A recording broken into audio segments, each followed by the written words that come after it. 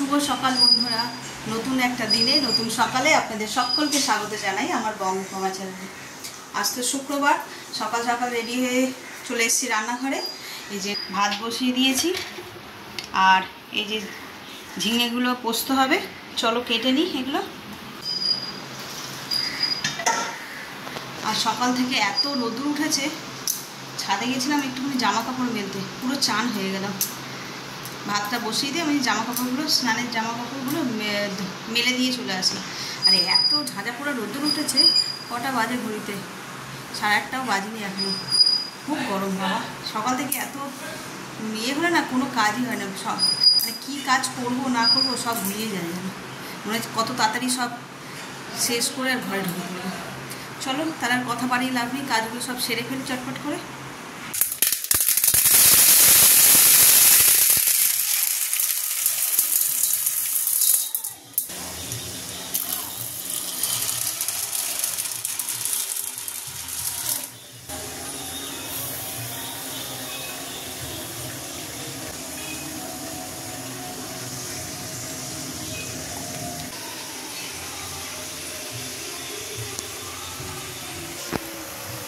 এই যে পোস্তটা এখানে বাটা হয়ে গেছে, চলো এবার এটা ঝিঙেতে দিয়ে দিই। ঝিঙেগুলো সিদ্ধ হয়ে গেছে।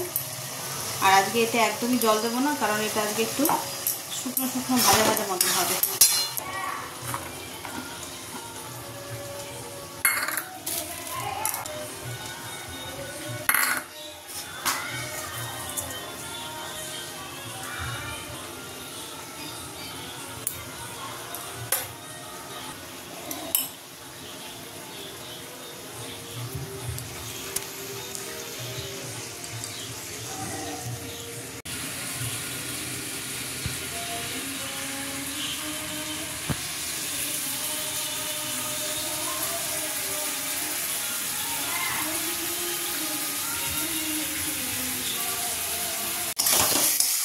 এই যে এখানে ঝিঙে পোস্তটা রেডি হয়ে গেছে প্রায়,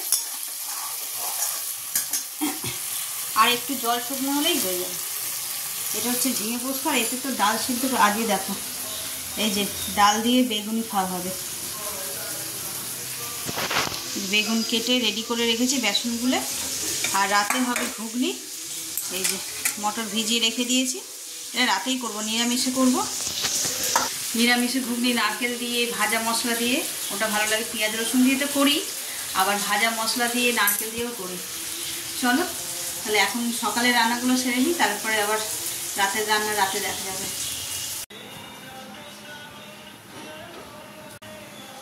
এই যে এখানে তেলটা বেশ ভালোভাবে গরম হয়ে গেছে, আর এই যে ব্যাটার দিয়ে রেডি করে রেখেছি, বেগুনগুলো ছেড়ে দেবো।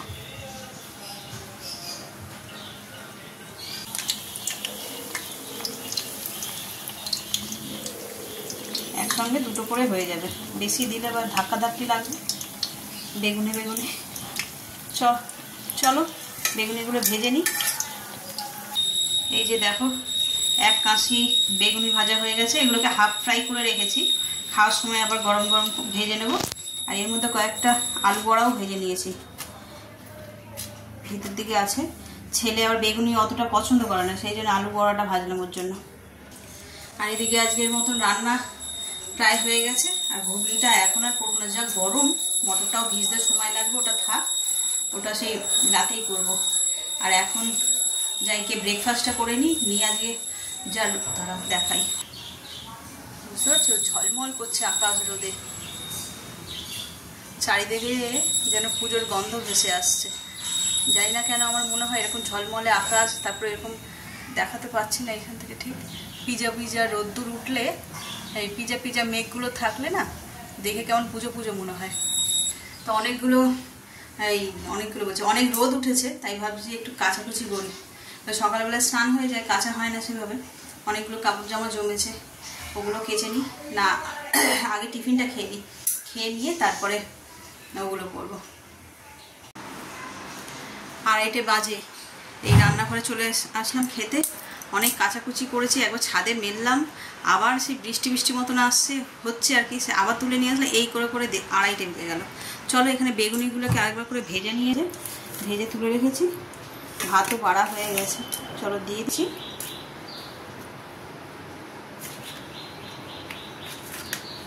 একটা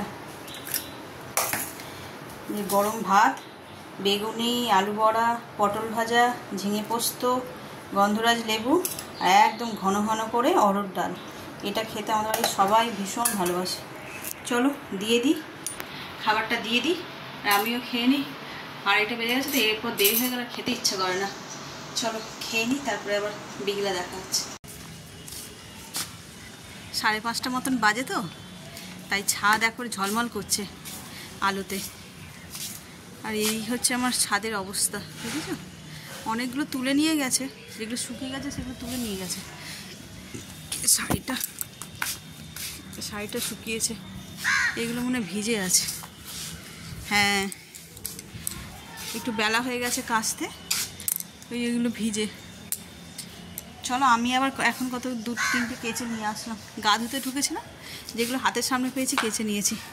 অ্যাকচুয়ালি কাল বললাম কাজে দিদি আসবে না, অনেক কাজ, তাই যতটা পারলাম এগিয়ে রাখলাম আর কি। চলো করি, কি বলে, এই কটা মেলে দিই।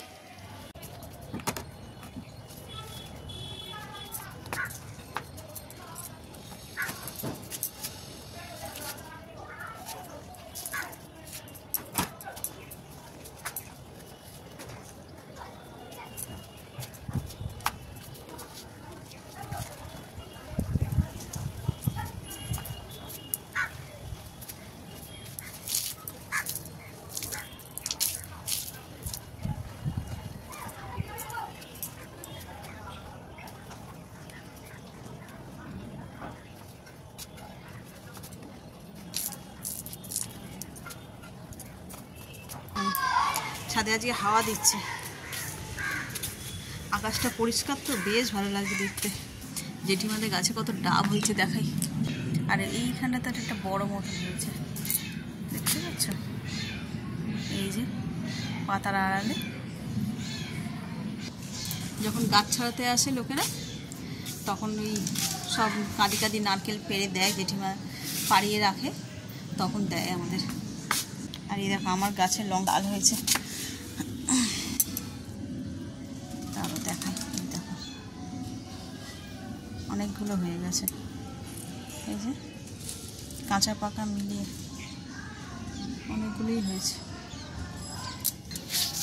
এই গাছটায় মানে সপ্তাহে যদি তুলি, সপ্তাহে 1 মুঠো করে লঙ্কা হয়ে যাবে।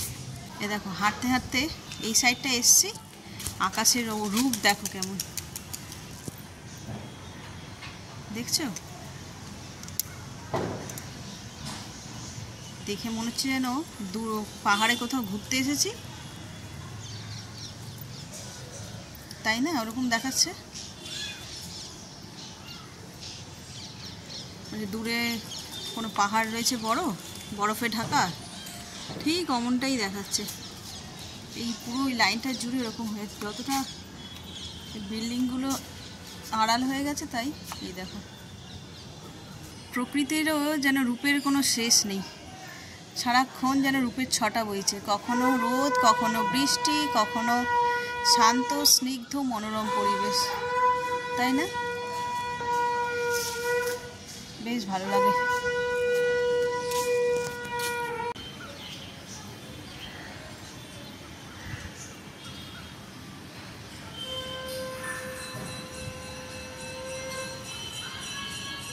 এই ছাদ থেকে এই সবে নামলাম, নেবে আর চা বসিয়ে দিয়ে আর এখানে বসেছি হাত মুখটা ধুয়ে। ছাদ থেকে নেবেই আসলাম, তারপর ওর বাবা গেল জল দিতে, ওই কথা বলতে বলতে দেরি হয়ে গেল। তা এখন নিচে এসেছি, এসে চাটা বসিয়ে দিয়ে ধোকলাটা বানাবো। তা আমি একটু এসিতে এসে বসলাম, যে গাটা একটু জুড়িয়ে নিই, তারপরে যাব বানাতে। চলো সন্ধে তো হয়েই গেছে, আর বেশি দেরি করলে আবার অনেক ওটা তৈরি করতেও তো সময় লাগবে, তাহলে চলো যাই ধোকলাটা বানাই। ধোকলা বানানোর জন্য প্রথমে একটা এরকম খালি পাত্র নিয়েছি, তার মধ্যে 1 বাটি বেসন দিয়ে দিলাম, আর দেব 1 চামচ নুন, 2 চামচ মতন চিনি, আর অল্প সামান্য হলুদ গুঁড়ো। এরপর এতে পরিমাণ মতন জল দেব, দিয়ে ব্যাটারটাকে ভালো করে গুলে নেব।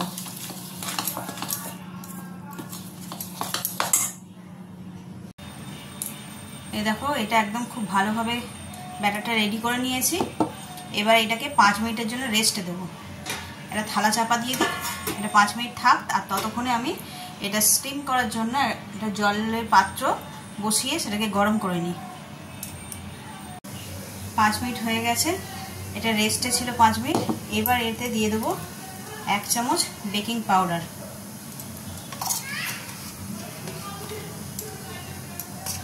এবার এটাকে খুব ভালোভাবে ফেটিয়ে নেব। এতে ইনো দিলেও হয়, অনেকে ইনো দিয়েও করে। আমি এই থালাটার মধ্যে করবো, আমার কাছে চৌকো কোনো পাত্র নেই বা কেকের যে মোলগুলো হয় সেগুলো নেই, তাই আমি এটা দিয়েই করব। এর মধ্যে আমি দিয়ে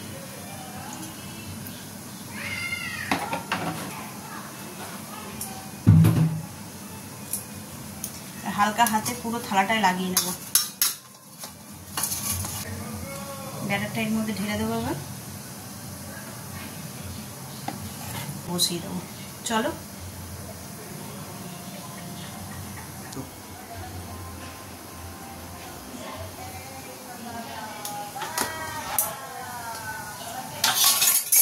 এবার একটা ঢাকনা এর উপরে দিয়ে চাপা দিয়ে দেবো।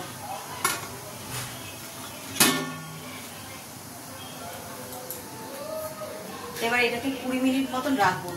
ততক্ষণে আমি এর উপরে যে শিরাটা দেবো সেটা রেডি করে নিই। চলো, এটা গরমও হয়ে গেছে।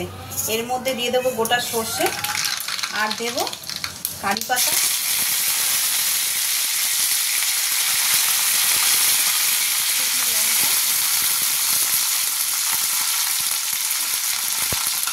হালকা নাড়াচাড়া করবো।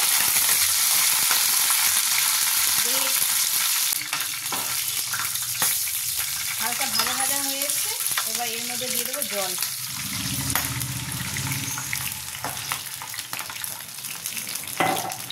এক কাপ জল দিয়ে দেবো, আর দেবো নুন,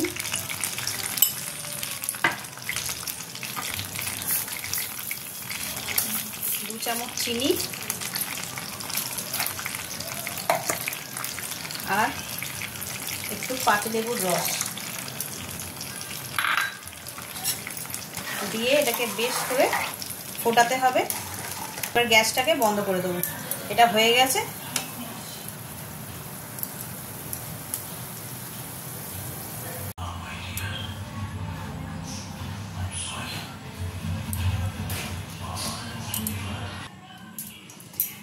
এই যে ধোকলাটা স্টিম থেকে বের করে নিয়েছি। আর বেশ দেখে তো মনে হচ্ছে ফ্লাফি হয়েছে, সাইডগুলো ছেড়েও এসছে। আমি আর এর থেকে বের করলাম না, এর মধ্যেই কেটে নেব ছোট ছোট পিস।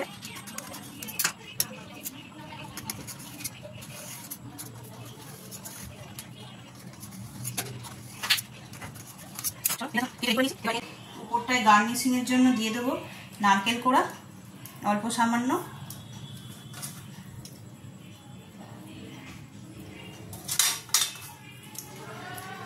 আর দেবো ধনে পাতা। ধনে পাতা অপশনাল, কেউ দিতেও পারো নাও দিতে পারো। মেন এতে যায় কারি পাতা, যেটা আমি শিরার মধ্যে দিয়েছি। শিরার যে জলটা তৈরি করেছিলাম সেটা দিয়ে দেবো।